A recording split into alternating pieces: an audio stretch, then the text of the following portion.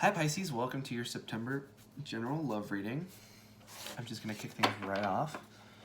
Start shuffling your guys' deck. Oh, this card was flipped over from the last reading. So right off the top, you guys got the Two of Cups.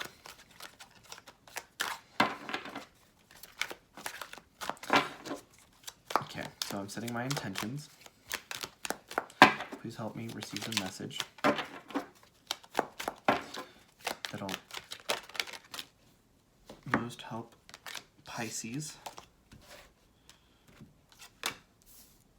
Any obstacles, challenges, advice.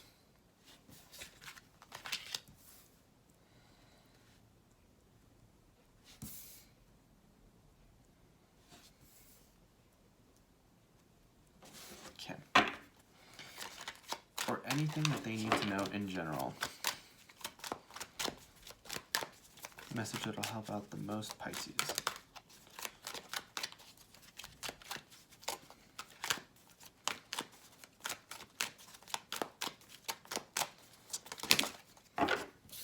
It's too many cards, so I'm not going to take them.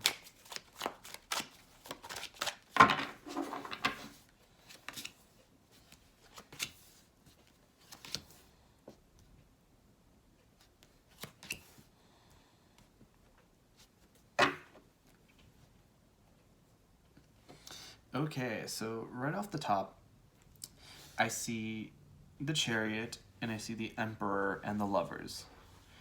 Chariot, Emperor, and Lovers are Cancer, Aries, and Gemini specifically, so you guys might be dealing with any one of those signs.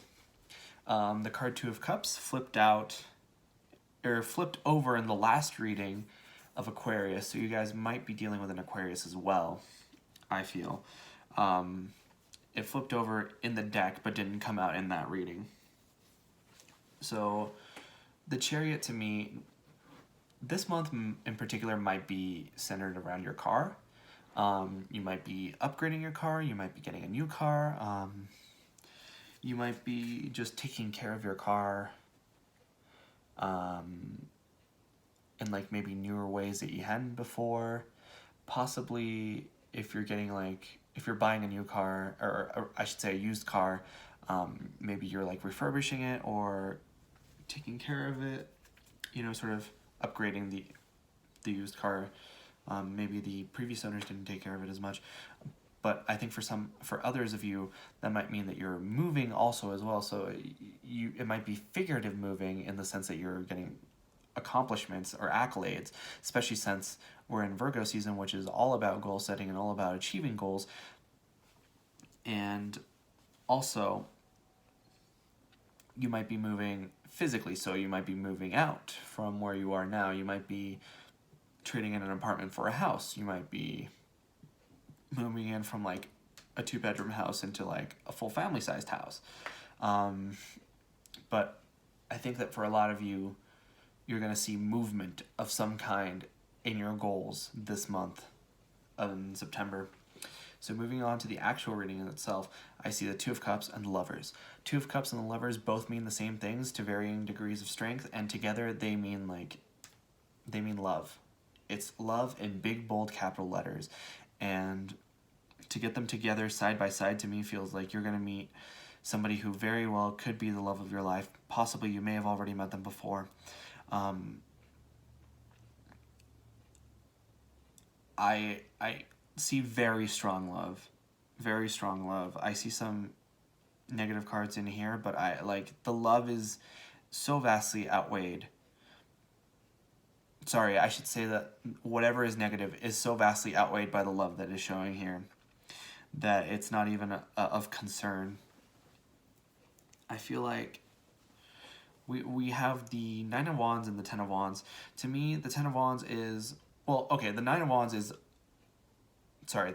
is about burdens. It's about something being heavily weighing on your back, and I feel like in combination with the Nine of Wands, which is the sort of wounded warrior card, you feel that any past pains or any past possible encounters with this person may have been rocky at best, and it's just kind of a thing where you're trying to get past it. There may have been a situation in the past. If for some of you this is a person from the past, and there could be some history of fighting or arguing, but I feel like many of you have already made your decision. The Three of Wands to me is sort of like the final part of a three-part story. The Ace of Wands is like identifying new possibilities. The Two of Wands is deciding what you would do if you knew you couldn't fail, and then the Three of Wands is having done it, and now you're waiting to see the results. So I feel like a lot of you guys have already decided what it is that you want, what it is that is worth fighting for. And in the Nine of Wands, you're fighting for it. You're continuing on. I see the Emperor, so if you have heavy Aries placements, it could mean that you're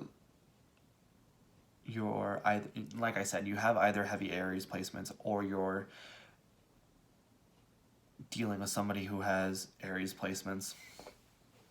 But I do see the King of Wands here, and to me the King of Wands feels like the precursor to the Emperor a lot of times because of the fire energy that the Emperor has. So to me, the Emperor feels like the King of Wands who has matured even further beyond and gone out and understood not only what he's good at, because he's good at passion, at manifestation, at getting things done, but he's gone out and understood sort of what stability is like and what it really means to be like an earth sign, and what communication is like, and what it really means to be an air sign, and like how emotions work, and just how deeply, truly complex they are, like the King of Cups, and how water signs are.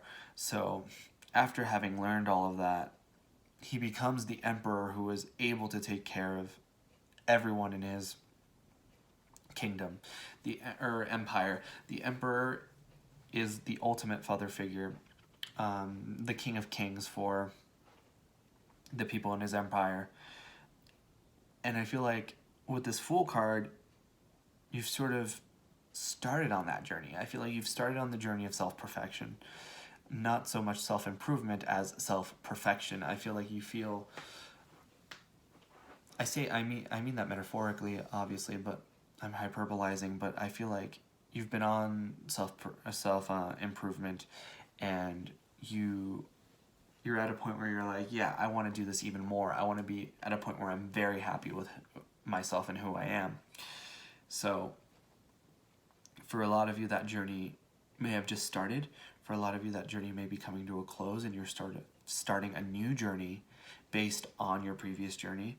But for wherever you are on that point, I see the Eight of Pentacles, which means that you are willing to put work into it. You're at a point where you're like, where you want to work at it, where you want to succeed, and where you want to continue. And like I said, being in Virgo season is a fantastic time for you guys to do that. It's a fantastic time for you to plant your intentions and see them grow. I think overall, whatever crap you guys have dealt with in the past is long gone. The only thing I see here is the Four of Pentacles, which to me means like maybe you haven't told anyone about this. Maybe you haven't told anyone that you have these plans to work on yourself, or work on your material finances, or work on your spirituality, or whatever it is that you're working on. But I feel like those plans are there regardless of how many people know or don't know about them. And I think overall, like I was saying, whatever crap you dealt with in the past is long gone. And I think you've long since made your decision, and I think you know who your person is, and you're working towards them.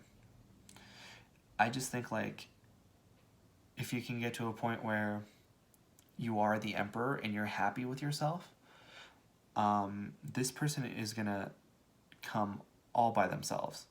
Like, you guys will be out walking from store to store and just bump into each other, and suddenly, like, everything will click.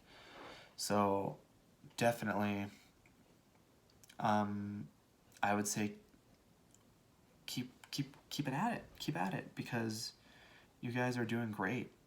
And I would love to see you guys tomorrow, or not tomorrow, but next month for the October readings.